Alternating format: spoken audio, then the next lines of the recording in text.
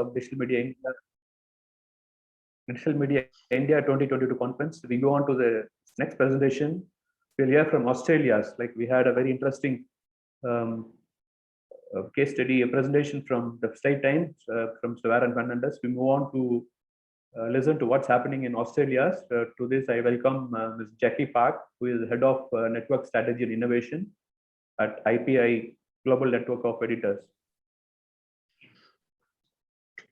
Hi, thanks very much, Magdum. Thank you. Yep. And thanks very much for having me. Yeah, Jacqui, just... Yep, I'm right. Yeah. Okay, thanks very much, Magdum. And it's great to be with you. Thanks very much for having me. And I'm coming to you from my home office in Sydney today, where I've spent most of the pandemic. I'm also often in Vienna, where the IPI office is working with media globally to face like the many challenges that we're confronting these days, not least sustainability. Now, early in the pandemic, since early in the pandemic, I've been in pretty regular contact with friends in India. So, I know something about the kind of really very existential challenge that COVID brought to our door and the kind of situation that you've been navigating. But here in Australia and New Zealand, a funny thing happened on the way through the now 2-year COVID pandemic. It left us, the news media, in actually a better place as it hurried on the necessary transformation to a stronger, more sustainable, more digital place.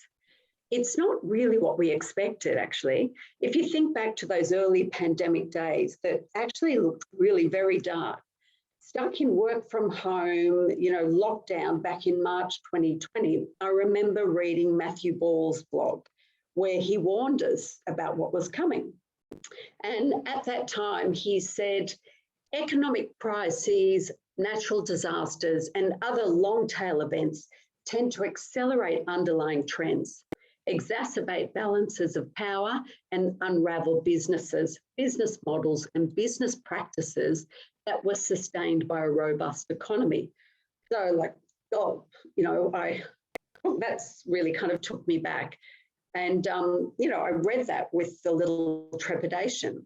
Did that mean we should expect the long-term slide in the advertising business model that had sustained media for really 150 years or more, that it would turn to free fall? Would it send us careering off the road to sustainability, crashing us instead into the ditch? Well, yes, it did. And no, it didn't. So let's look first at the yes, it did part. Advertising did collapse in the second quarter of 2020. It was quick and it was comprehensive. It was almost existential. It's bounced back up, it's bounced down and all around since then. And it's really actually quite hard now, I think, to pick a trend. But what is clear that it's shifted. Before the pandemic, most news media advertising dollars were still in print. Now it's mainly digital. The big drop came in discretionary travel, like cruises. Back in 2019, it contributed up to 2/3 of the ads of the weekend papers. So it was really supporting the legacy products, that and luxury advertising generally. The travel supplements have been the last of the ad-supported print supplements to endure.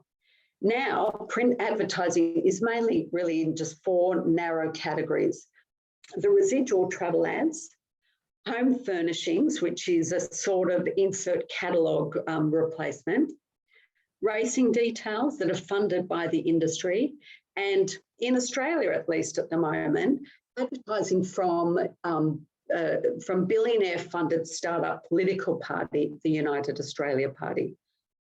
Now, digital advertising still has potential for growth, but as everywhere else in this world, the domination of the space by the big tech platforms make it really difficult for news media to properly monetize the value that they can offer advertisers. And so, as they skidded in the advertising collapse, some of the Australian media slammed on the business model equivalent of the brakes with cuts and closures. Regional and local media were particularly badly hit, with Australia's largest company, News Corp, effectively abandoning the space, closing its suburban network across Australia's largest 4 cities and all but 3 of its chain of regional newspapers. Now, initially these endured as digital offerings, but about a year later, even these were folded into the company's state-based mastheads. Now, here's an example. You might be able to hear the rain outside. It's rained, for almost 15 days straight here. And right now, communities across, the state are really suffering. In northern New South Wales are emerging from really serious flooding. Now, once the local paper there, which was the Northern Star, would have been the focus of that kind of reporting throughout the region. The Star was one of the papers closed in 2020 and folded into the company's Sydney masthead, the Daily Telegraph. So now you find this news by going to thedailytelegraph.com.au online, and you go navigate across the local tab, and then you might go down and find that masthead. So meanwhile, the competing chain of regional and local papers, Australian Community Media, which spun out of the 9 Fairfax merger in 2019, also closed some titles and consolidated its printing operation. And across the pond in New Zealand, the tough early pandemic lockdown restricted printing and distribution of newspapers. So the country's business paper, for example, the National Business Review, made a virtue out of necessity and stopped printing altogether. Also, the major magazine group, which was then owned, like in Australia, by Germany's Bauer, well, they just closed all of their titles. Some of those were subsequently sold and relaunched under new management. Okay, that's the yes, things did go bad part. Now let's look at the no, it didn't part. How did we get to sustainability?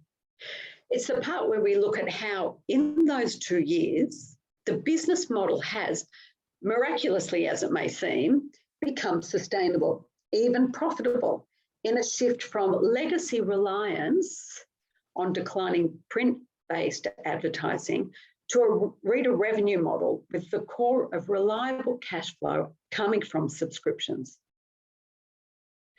Although it seems to have happened quickly, it's drawn on about a decade's worth of digital innovation and industry reconstructing. But crucially, the final shift to digital sustainability in each country, Australia and New Zealand, is actually being made possible with the support of government intervention. Through the case of the so-called News Media Bargaining Code here in Australia and the Public Interest Journalist Fund in New Zealand. And I'll come back to those soon. So as you'd all know, the shift to sustainability is a change that's about much more than where you actually make your money. It's that big shift from a predominantly business-to-business play where news media aggregated audiences and then sold them to advertisers. In its place is the direct-to-consumer model. And this changes, as I think we're all finding out, a lot more than you think. Self-evidently, it changes who you are selling to, and so it changes your wholesale strategy. More importantly, it changes your journalism and your product design, as the Australian and New Zealand experience demonstrates. Now, as an aside, I do want to stress that digital advertising remains a viable model in certain circumstances. Each of the 2 major news corporations in Australia, News Corp and Nine, both have profitable free ad-supported digital products. News.com.au for News Limited and Nine.com.au for Nine.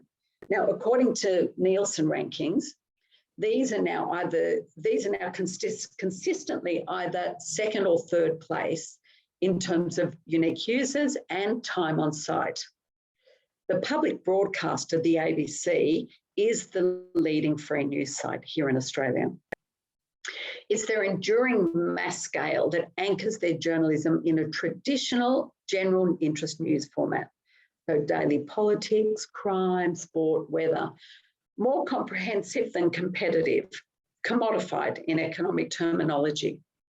Although, you know, we've just seen that news.com.au reporter Samantha Maiden won the Gold Walkley, Australia's Premier Journalism Award, for her breaking reports on the Parliament's sexual assault scandal. So it shows that, you know, it's still a great place to break news. Stuff in New Zealand is a broad network built around its leading daily mastheads in Wellington, Taranaki and Christchurch. And it's still predominantly advertising supported and more reliant on print revenues as a result. Again, advertising drives a focus on the same sort of general interest journalism. There's some interesting startup style innovation built off advertising that we've looked at. New Daily is a digital news service mainly delivered through email here in Australia. It relies on a mix of brand advertising, a kind of sponsorship from its pension fund founders, together with programmatic advertising. In Daily has built a local voice through advertising and donations in Adelaide, and it's really been doubling down on its donation strategy. And I think I can see achieving, you know, quite some success there. Last year, a partner organisation of InDaily called InQ was launched in Queensland with the same kind of model. Other examples here include the daily newsletter Squiz, youth site Junkie, and It Starts at 60, which is aimed at the over 60s audience. In New Zealand, you see Spin-Off has supported its free offering through a mix of sponsored verticals, donations and membership, and custom publishing for clients. But the real core of the sustainability is subscriptions. Now, I think the major newspapers in Australia have pivoted to the subscriptions model through what we might call a kind of a metropolitan national model. The major papers in Australia were city-based, often with the name of the city or state burned into the masthead brand, like the Sydney Morning Herald or the West Australian. And this was a reflection both of Australia's federal system and of the distance between cities. The national exception was the Australian. In print, traditionally, it had a low circulation and relied on piggybacking its printing city by city on the presses of the company's co-owned local papers. But this national focus has proved easiest to translate into the digital offering. According to its 2021 10K filing with the Security and Exchanges Commission, this has resulted in about 242,000 paid subscribers. The Guardian launched in 2013 a digital-only Australian edition as a kind of centre-left counterpoint to the Australian. And in accordance with the company's global approach, this was and is still paywall-free, and it's dependent on programmatic advertising. In 2017, again, as part of its global approach, it pivoted to a kind of reader-contributor model. So not exactly membership and not exactly donations, something I guess in the middle that's been quite successful for them. So as this demonstrates, for Australia, digital subscriptions have been more successful at the national rather than a single city basis. Taking a product range optimised for local cities and turning it into a national offering has been one of the core innovations, I think, of Australia's major two chains. The solution has been to offer a national news product through a state or city-based portal. So, for example, Subscribers in, say, Victoria, they might buy a subscription to the Herald Sun, but through that, they get access to the content for all of the company's papers across the major states. And the company's been able to translate this model to about 550,000 paid subscriptions across all its city-based tabloids. In both the Australian and the network of its city-based papers, News Corp imposes a pretty strict, although it is dynamic, paywall. Usually social media links will allow only a single story, while Google links usually lead to a subscriber splash page. Similarly, 9 subscribers are either to the Sydney Morning Herald or to The Age, which is based in Melbourne, but they get access to both, the content of both papers.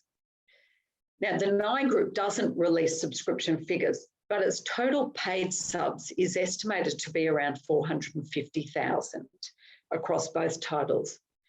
It operates a more flexible, although still dynamic, paywall with up to 10 stories a month free. In New Zealand, the news media are getting there although more slowly. Both major players, Stuff and NZME, which is the publisher of the New Zealand Herald, were for a long time convinced that the country didn't quite have the population to build sustainability of subscriptions. It's about 5 million people, so smaller than Singapore.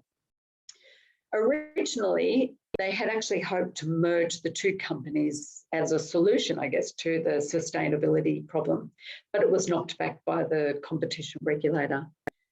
There was also concern, I think, among both companies about a first subscription mover disadvantage. But in 2019, the New Zealand Herald shifted to a subscriber model using a premium offering that enabled them to have a broad free offering that they could monetize through advertising. And according to its end of 2021 report, it now has about 78,000 paid digital subscriptions out of total subscriptions and sales of about 180,000. So I think that they would view that as quite successful. Meanwhile, the National Business Review has built as a subscription-only ad-free model, but I think what we see is that it tends to be easier for business media to be put behind a paywall and subscription-based. So let's recap. What has created the space for this transition? The transition to digital sustainability, as I mentioned, has been made possible by different forms of government intervention in each country. In Australia, it's come in the form of the mandated News Media Bargaining Code.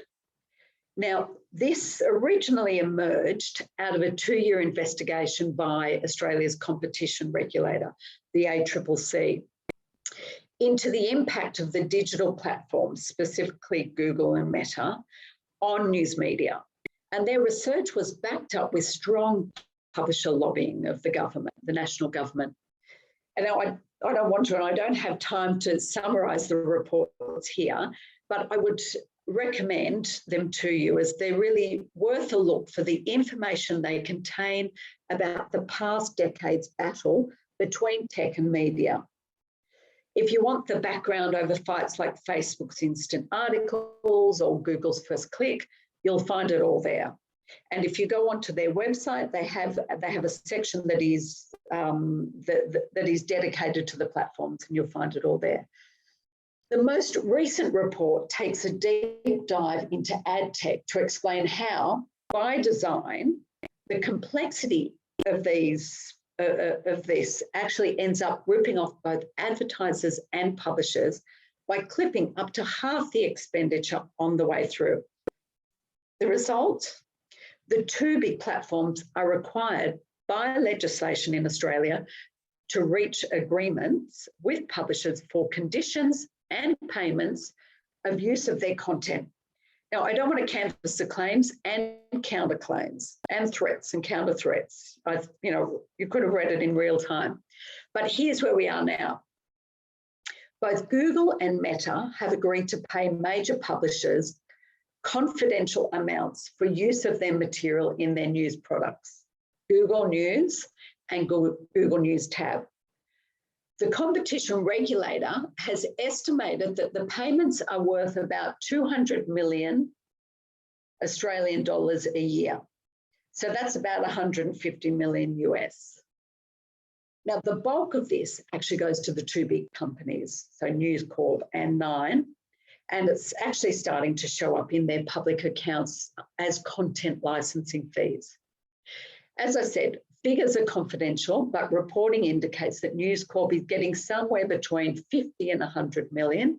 Now, those figures may include payments for their US and UK operations. So keep that in mind, while Nine is getting around 50 million. New digital-only media are also receiving payments of varying amounts, and some of the smaller local publishers are still actually arguing with Meta and Google about the payments. And over in New Zealand, the government intervention has come directly through news gathering grants through the Public Interest Journalism Fund of about 55 million New Zealand dollars for projects. Now, the New Zealand dollar is roughly equivalent, a little less than the Australian dollar. And it's for projects, roles, and industry development. And really, it's hard to find media in New Zealand that isn't benefiting from this fund. So where to next? Now, while the pandemic has really kind of compressed a lot of the innovation that had to be done into a matter of months that might have been done over years, it's hurried along the subscription rises.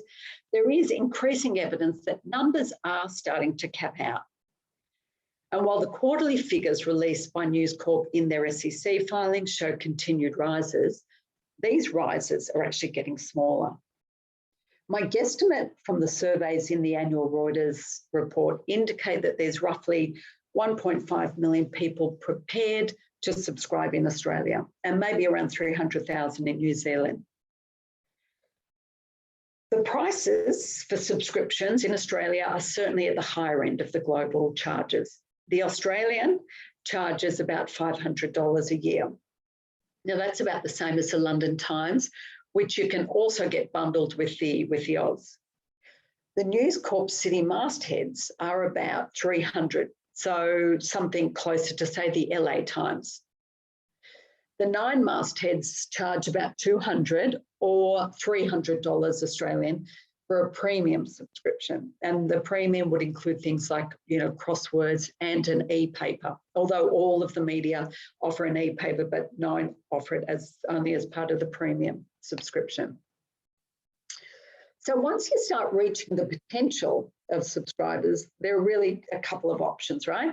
To either grow the audience by rethinking what it might be, or who it might be, or to try to get a greater share of the wallet by getting more revenues from your existing audience. News Corp is expanding its potential audience and revenue streams by diversifying its offerings. It's launched some new products, like a long-form sports site called Code that's modelled on The Athletic and is actually doing really well. It's also launched a kind of a games puzzle site modelled on the New York Times product. Now, both of these are ad-free, and they're really aiming for, the sort of premium reader user experience because they're additional paid products. It's also launched a news channel streaming service called Flash, but I'm not sure. This one looks like it could still be struggling to get out of the hundreds of subscribers. Nine, on the other hand, seems to be attempting to shift people up the subscription chain with enhanced premium offerings, things like events and one-to-few offerings. As ever, it's a challenge to ensure you're building the desired enhancements rather than simply bolting on feature bloat. some publishers, including The Guardian and others, my research shows around the world, are actually finding that more may be less. And, they've deliberately wound back their total content by abandoning otherwise available commodified news. It's the same with The Australian. It's really focusing its journalism on that kind of premium, pay for content. And the result has been a perceived higher value of the remaining content. And as a result, users spending more time on site. Both of Australia's companies, Nine and News, rely on friction to minimise churn. Rely on minimising friction to minimise churn, making subscription onboarding experiences delightful as possible, even while it might be a little more difficult to unsubscribe. And just as an aside, the US Trade Practices Commission has recently suggested that certain friction-inducing practices, example, click to subscribe, phone to unsubscribe, may be unlawful. This, of course, seeks to leverage consumer inertia, and I'm not sure how sustainable that is in the long term. So, I'll wrap up here, and in conclusion, just maybe say, coming out of the pandemic, if that's where we are, I hope, the sustainability of Australian and New Zealand media appears more certain.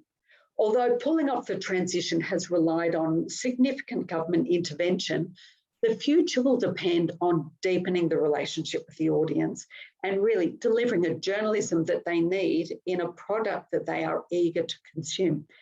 Products and journalism that our audiences will really value enough to pay for. Thanks very much. Yeah, thank you, Jacqui. I think there's a whole round view of what's happening in Australia and New Zealand. Thank you very much for the presentation. Now, it looks like Australia is definitely in a better position compared to counterparts in other parts of the world. With the government intervention helping a lot, and also their move to digital and increased subscription prices. I think that is nice to know. But do you think that if not for the government intervention, could have been a different story altogether? Well, I mean, definitely when you look at the numbers, the amounts that are being paid to publishers, I think it is quite a significant boost. Although, speaking to the media companies, I mean, I think that they, when their sort of income base shifted so much, when, really the collapse of advertising, I mean, like media in India, because I was talking to a lot of editors and publishers there as well, you were trying to really, I guess, accelerate what had been a 5-year plan into a matter of months. And I think that maybe the Australian companies seem to have been quite successful at reorganising their cost base, and also, I guess, invigorating their technology and things like that to pull off that, the hastening the pace of the innovation. But it does seem that certainly the Google and Meta money is making a difference. And talking to media in New Zealand, it's hard to find anyone who isn't benefiting from the fund there. And the fund in New Zealand, I think, has had like an added boost because it encourages collaboration. And the New Zealand Radio New Zealand also encourages collaboration and content sharing. So, when you're working with a smaller audience, which is not necessarily the issue I know in India, but that sharing of resources, very scarce resources, has, encouraged by the government, and government media has actually also helped. Thank you, Jacqui. I think we have a very interesting lesson from Australia. I think we should continue this discussion and look for more such discussion with Australian editors and publishers. I'm sure that'll be a good learning for other parts of the world. I think that's it. We have time for now. I'd like to thank you for joining us from Australia, and I hope you enjoyed the session. We enjoyed it very much. Good. Okay. Thanks very much for having me. Yeah, and I wish you a successful conference. Yeah, thank you. Thank you, Jacqui. Okay. So with this, we come to the end of the session. I request all the participants to go back to the timeline and join the next session, please. Thank you.